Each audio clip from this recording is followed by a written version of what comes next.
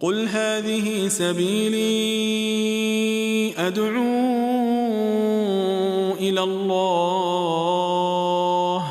على بصيرة أنا ومن اتبعني وسبحان الله وما أنا من المشركين.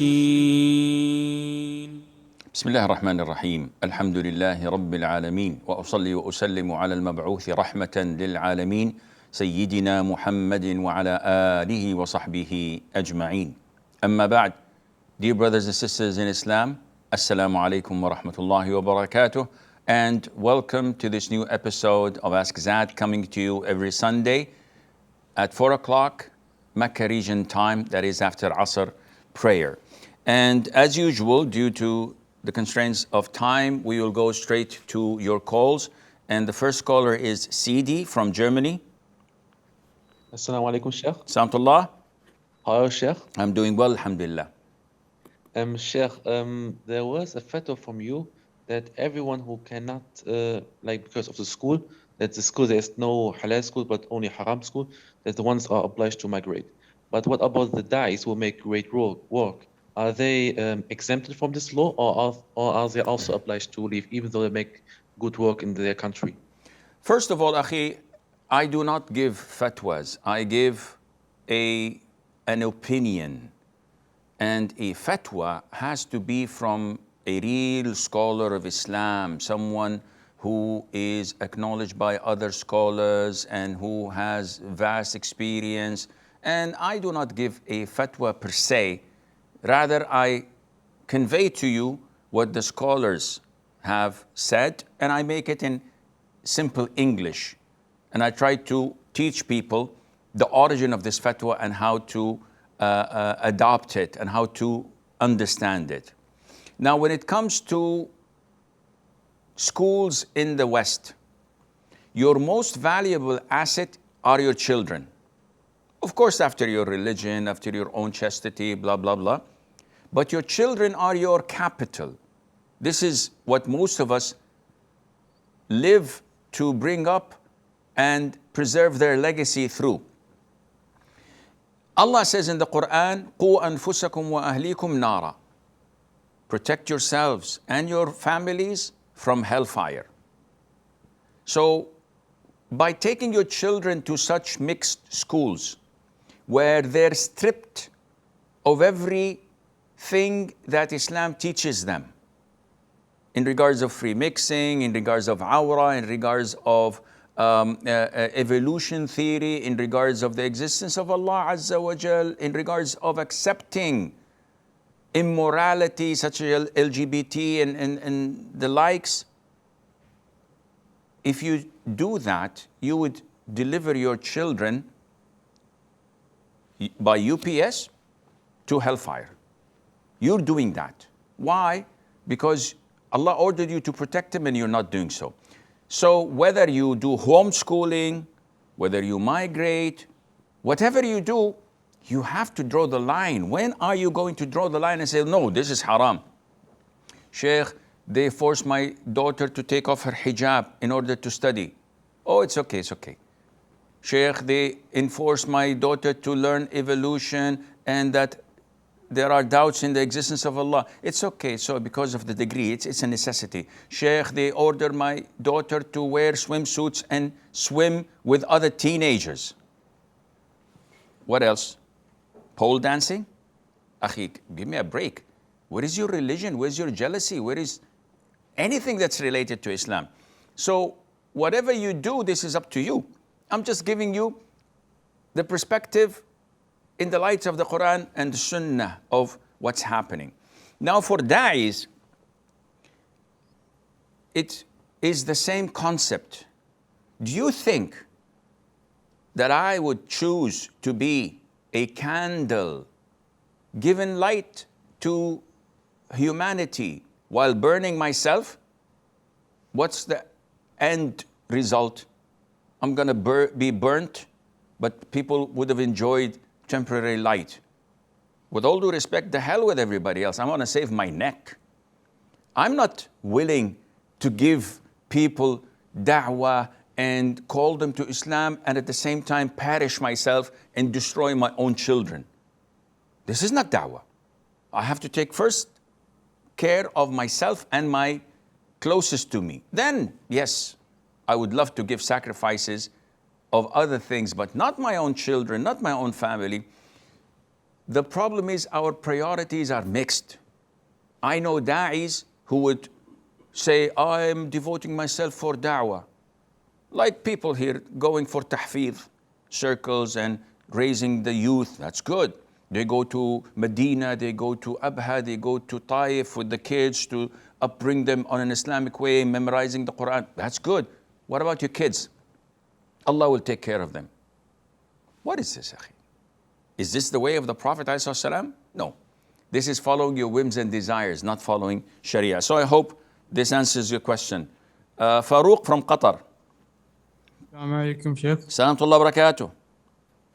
My question is that sometimes my masjid imam does not go fully, like 90 degrees down in ruku.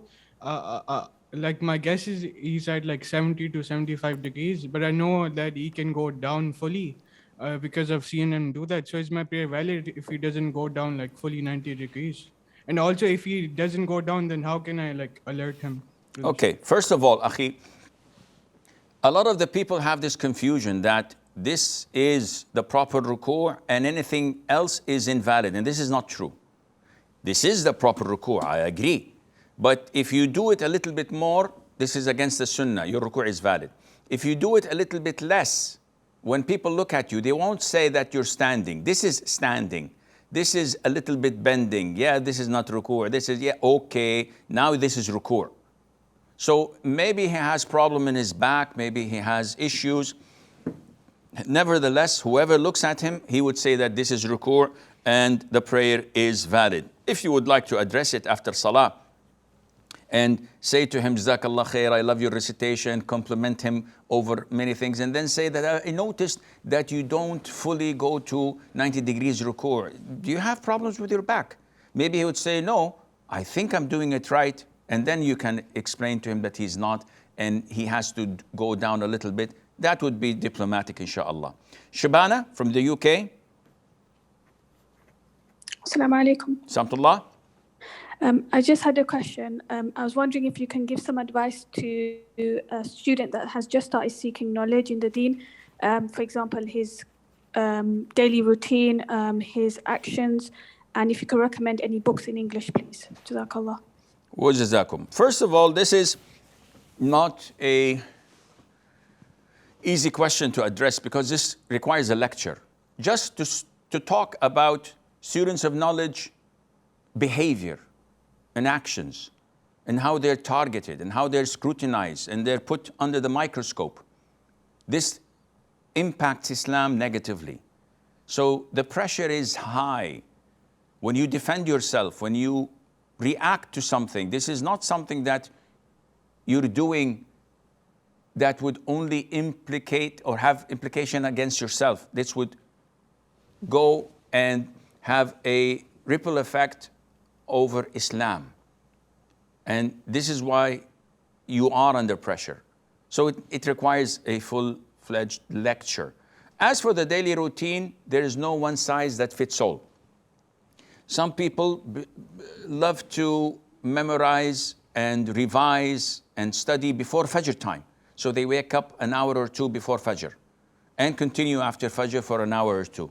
And then they sleep the rest of the day, like retired people who don't have anything to do. Some people prefer to do it after Fajr. Some people prefer to do it between Asr and Maghrib. Some people are night people, after Isha till midnight. So it differs. And as for the books, on my website, there is, inshallah, a detailed explanation for the beginners how to go about this. So please refer to it. Aqib from India. Assalamu alaikum, Sheikh. Salamullah. Sheikh, my question is like, I live with my parents. They also earn and I also earn. And I contribute some amount as a monthly basis from my salary to them for the monthly household basis. So, and for my tax purposes, there is a clause in the rule that if you are giving rent to someone, if you are living on rent, the rent amount can be deducted from the your salary so that you can pay tax on the lower amount.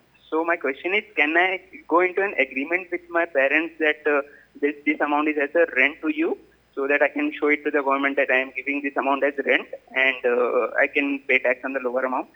If you have an agreement with them, there is no problem in that.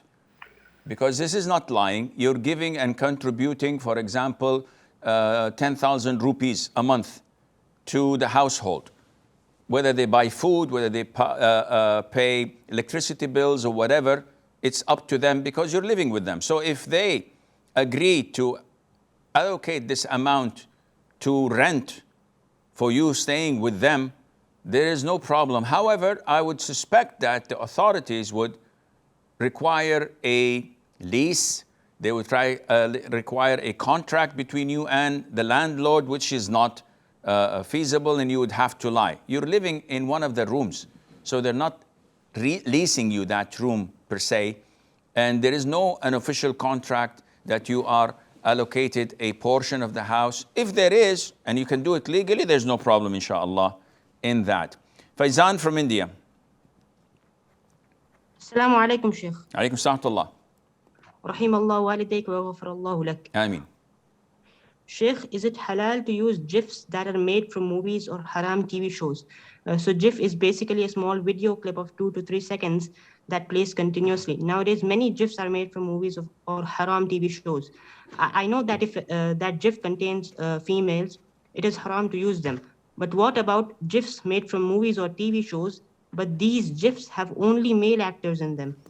A Muslim must not come close to something that is dubious. The Prophet said, halal is visible and apparent and clear. Haram is visible, apparent and clear. And between them, there are dubious matters. Whoever stays away from them, then he has saved himself. And whoever indulges in them, he is in the proximity of haram, and he may fall into it. Therefore, these, I think it's called GIF or GIFs or whatever, they're taken from movies, and they portray men in funny positions, or laughing, or going to hysterical laughter, or throwing out water because of a situation. So usually they use it when they want to express their shock or laughter of something. But he's an actor, he's a kafir, and this is taken from a haram movie. And this may lead to someone who's ignorant like me to say, whoa, this actor is funny. So where is it coming from? It's coming from this movie. Okay, let me watch the movie. Maybe this is far-fetched. Maybe this is what will happen, and you will be the cause of it. And you don't need more sins in addition to what you already have. Therefore, a proper Muslim would not share or endorse such things, and Allah Azza wa Jal knows best. Aisha from Singapore. Assalamualaikum, Shaykh. Salamullah. How are you? I'm fine, alhamdulillah. Okay, I've got a question. It would be good if you could explain to me on the correct way of performing ghusl, because I have a daughter who has just turned into a young lady, and I would like to teach her the correct way, because I'm not so sure whether what I've done is it the correct way. Thank you. Barakallah feekum. So Aisha, we've answered this question many times, but inshallah, for the best, we will do it again. Ghusl is divided into 2 types. Both are valid. The reason for doing ghusl is to uplift a state a Muslim is in, which is major ritual impurity, either resulting from getting clean after menses, and this is for women, or resulting from being in the sexual impurity state, resulting out of intercourse, ejaculation, nocturnal emission, etc. So how to uplift this major ritual impurity so that I can pray? you can perform ghusl. Ghusl is or has two ways. One, the sunnah way, which is done in steps. The other form of ghusl is the ghusl that suffices, that does the job, but it's not according to the sunnah. So the other way, which suffices, which most people do, is to open the shower and rinse your mouth like in wudu, rinse your nose like in wudu, and then wash your entire body. So the whole body is soaked, washed with water, running water, and this takes like 60 seconds, 2 minutes, maximum 3 minutes. I'm not talking about using soap or shampooing. No, just washing yourself with water. Similarly, if you just dip yourself in the river or in the ocean, rinse your mouth and nose, it's done. So this is number 2. You can pray now. Number 1, which is the sunnah. The Prophet ﷺ way of doing it was to wash your hand 3 times, then wash your private part, then you wash your hands from whatever had gotten to it from your private part, then you perform your wudu normally, and either wash your feet at the end or leave it at the end of the ghusl. Choose either one. Then you put 3 scoops of water in your on your head and rub your scalp so to ensure that water has reached it. Then pour water over your whole body so that ensures that the water has reached every part of your body. Wash your feet, and that's it. This is the proper ghusl, so I hope this answers your question. Azib from Sri Lanka. Azib. Assalamu alaikum, Sheikh. Salamullah. Sheikh. Yes, can sir. I know the Aqidah of the Tablighi Jama'ah, and can we trust them? And Sheikh. I did not understand your question. Azib? I think we've lost Azib. And we have Mu'izz from the UK. Mu'izz? Assalamu alaikum. Wa alaikum salam. Sheikh, what are the ruling if you're missed a few days due to breastfeeding and fasting in order to make up fasting? What do I need to do? Okay. First of all, Allah Azza wa Jal has exempted those who are sick or traveling from fasting Ramadan on time and gave them the concession to make up when they are residing or well. Now, the scholars said that a woman who's breastfeeding or a pregnant woman falls under the category of sick or ill. So she is exempted from fasting if there is hardship and she's unable to do so in most likely cases because of thirst, of fatigue, of hunger, etc. So she is exempted and has the permission to make up later on once this reason that prevented her from fasting Ramadan is gone. So maybe she's breastfeeding for a couple of years. So the first Ramadan is gone, the second Ramadan is gone. And then after she is not breastfeeding anymore, she has to make up these 60 days or whatever she had missed. What happens if she was on a tight schedule and Ramadan was due and she could not make up for these days? There's no problem. She fasts Ramadan. Afterwards, she makes up for the missed days. Is she obliged to feed any poor person because she missed few Ramadans? The answer is no. Even if she delayed it without any legitimate excuse, the most authentic opinion is that she should repent and ask Allah for forgiveness and make up only the missed days without any penalty or feeding the poor, and Allah knows best. Ayman from India. Ayman? Yeah, Ayman. Okay, Ahnaf from Bangladesh.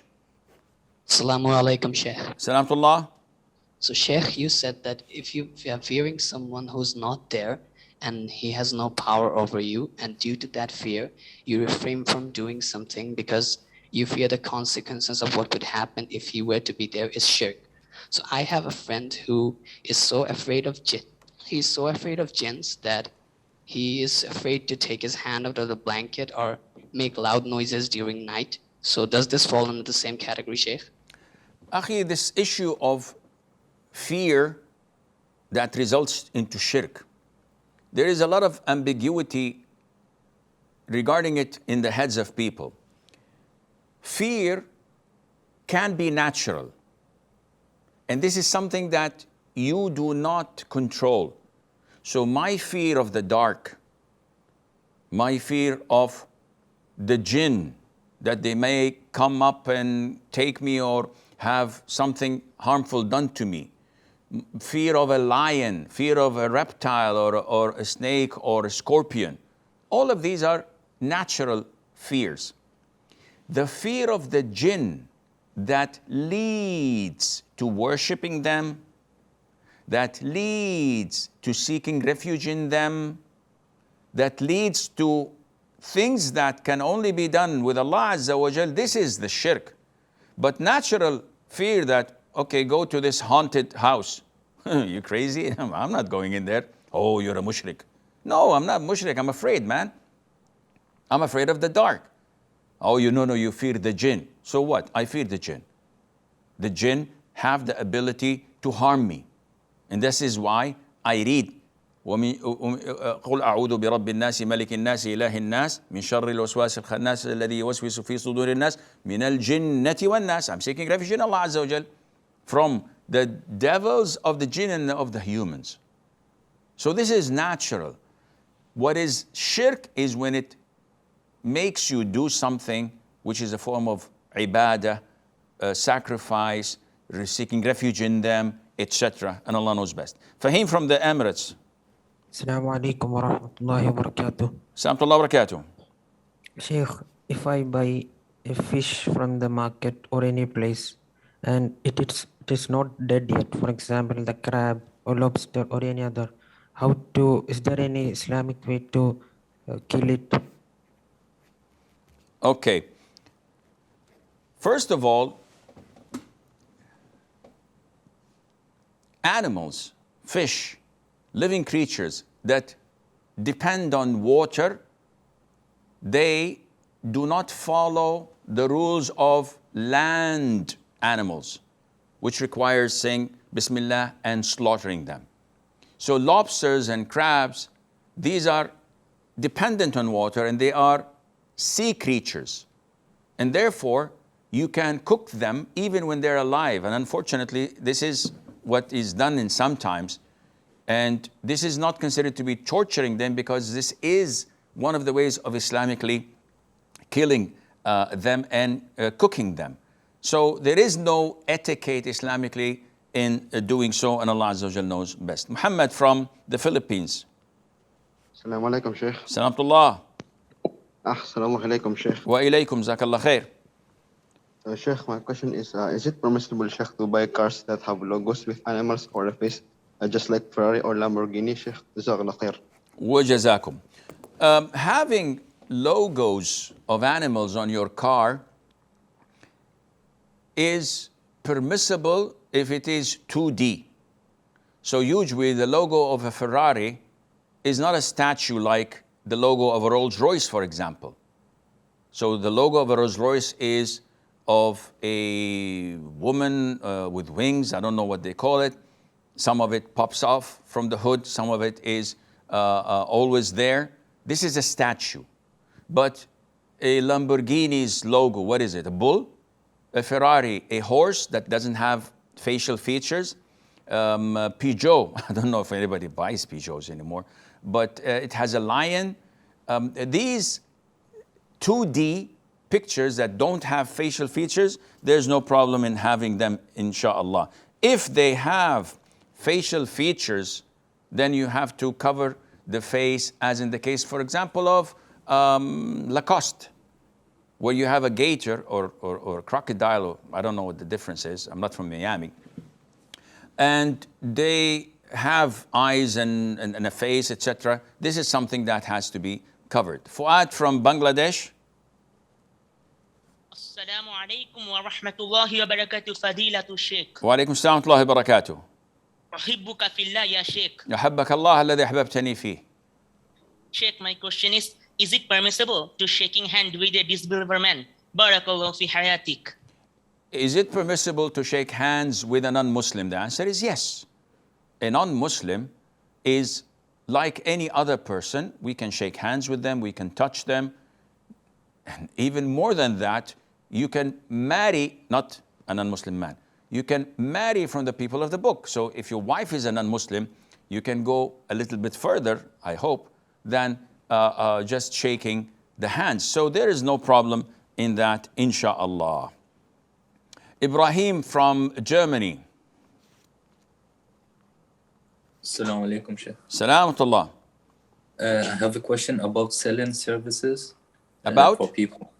Selling services. For example, I go to the dentist and I say to him, I can build a website for you. And I say, I will charge you $500, for example. And he says yes and pay me this money. Then I go to other one. I look for someone who can build this website for me, and then give him a bit of money of this 500. Is it permissible? If not, what should I do to make it permissible? What you're talking about is subcontracting, and that is you have an agreement to execute a specific project with specifications and policies and procedures for an amount of money in a duration of time. And then you go to someone who would execute it for you for less, where you can make a profit out of that. If the other person, the subcontractor, executes the work as agreed upon in the same quality, there's no problem in that, insha'Allah. Nasra from the US. Oh, sorry, Namira from Georgia. Assalamu alaikum. Jamtullah. I wanted to ask, like, sometimes there are these intrusive thoughts that are in the background. Like, so you're thinking of something else, but they are there in the background, and like, you don't realize that they are there, and you don't resist them for a few seconds or something because you don't realize them. But then after you realize them, like, you try to fight back. So, like, is that allowed? Do you mean like background music? Yeah, like they're in the background. You don't realize that they're there in your mind. If you don't realize it, Allah will not hold you accountable. The moment you realize that there is background music, you have to stop. Oh, okay. Nasra from the US. Assalamu alaikum. Samtullah. If a woman mistakenly thought that she was supposed to wipe instead of insert a piece of toilet paper into her private parts before when she's determining her purity, and she did so at the end of her period and then started praying, and then she found out that she was supposed to insert instead of wipe, and she also inserted when she was checking for her purity at the end of this same period, but she doesn't remember anything on the toilet paper. So is her ghusl valid, or like, because she technically she didn't know if she was pure? If she saw the white thread-like discharge through wiping at the end of her menses, this is sufficient. The issue is if she did not see the white thread-like through wiping, and she did not insert a piece of cotton to ensure that she is totally dry from the inside, this is what is debatable, and I would highly suggest that she repeats her ghusl. But if she saw, without inserting anything, the white thread-like discharge, that would be sufficient, insha'Allah. Salihin from Canada. Assalamu alaikum wa rahmatullahi wa barakatuh. Wa alaikum assalam wa rahmatullahi wa barakatuh. Sheikh, at my workplace, the company I work at, there are a couple of pension plans. One is from the government, which we do not have any option but to contribute. It's mandatory. And other one is from my workplace. which when I joined the workplace, I wasn't knowledgeable about pensions, and I wasn't, so I just signed it anyway. But I tried to cancel it, but now they're saying I cannot cancel. So my question is, will I be able to take the money from either of the pension plans? Will it be halal, basically? The pension scheme that the government forces employees to contribute, well, actually, it's not contribution. They take forcefully from their salary and from the company that is employing them. This kind of pension is permissible for me to utilize when I retire, because this is from the state itself, and it was forced upon me. So there's no sin in me. I can take it even if I live 30 years after retirement. What was not forced, as in the second voluntary type of pension scheme, now that you had found out that this is not permissible, you cannot cancel it. They don't allow you to cancel it. I have 2 or maybe 3 questions. Number 1, what happens if you were to stop contributing? Most likely, they would say, we will take everything you've deposited and you lose your right in it. Or they will say, we will terminate the contract between you and us, and we will give you what you have contributed. Maybe we will deduct XYZ from it. I don't know. So you have to find out. If they say that we will wipe off everything that you've contributed and take it and keep it, no, this is not permissible. This is your money, you have to retain it. If they say we will take a small percentage equivalent to the profit or interest that we've accumulated upon it and give you your capital or a little bit less, that's a win-win situation, opt for that. If this is not possible and they say, no, I see no problem in continuing to give them, however, you have to calculate exactly how much you gave them. So at the end of your working phase, when you are to retire, usually they give you 2 options. Either they will give you a monthly salary, which is haram, or they will give you a lump sum, which is the amount you've deposited with them in addition to the interest or riba. You should opt for this one. Take your capital and the interest, you give it to Muslim charity and to the poor, and Allah Azza wa Jal knows best. Sam from France. Assalamu alaikum wa rahmatullah, Sheikh. Assalamu alaikum wa barakatuh. My question is, I asked the question online, but I think it wasn't clear, so that's why I'm clarifying here. So as a teacher, I usually create lists of vocabulary for my students to revise and to practice.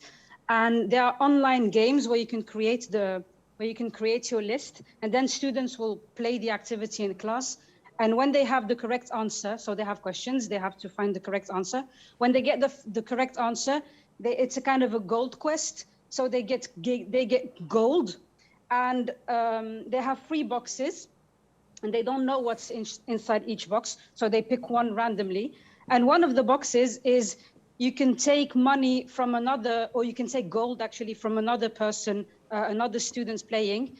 And I was wondering if this is permissible, knowing that the other students knows that student A took your gold, and obviously that changes the ranking. And it's not real gold, it's just a game to practice the vocab. So I was wondering, is this permissible? There is nothing wrong in it because it's a game. It's like playing Uno, and you know Uno. So if I have a card that says draw 4, and I throw it to my opponent to my right, and I refuse to give it to my opponent to my left because I want to get a high ranking, this is a game. There's no problem in it. The issue that may confuse you is the issue of gold and snatching it from a friend. Is this stealing or not? This is a game. So I don't see anything haram in it, especially that they did not contribute anything, and there is no riba, there's no interest. It's just to get a higher ranking, and Allah knows best. Ayman from Germany. Ayman? Was ist das? Where is Ayman?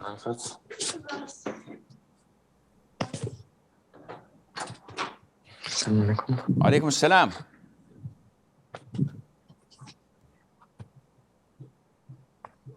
Ayman,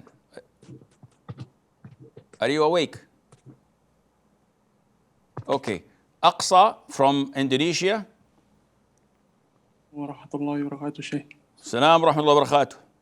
حياكم الله يا شيخنا. May Allah bless you and you His tawfiq and rahmah. Ameen, and you as well. Hayyak Allah. What can I do for you? First question, in general, what is the most important subject for us to learn as a lay tulab al-ilm, or basic one? Second, No, only one question, Aqsa. So your question is, what is the most important thing to learn as a beginner?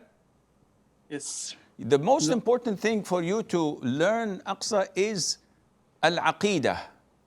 You have to know everything that would qualify you to be a Muslim.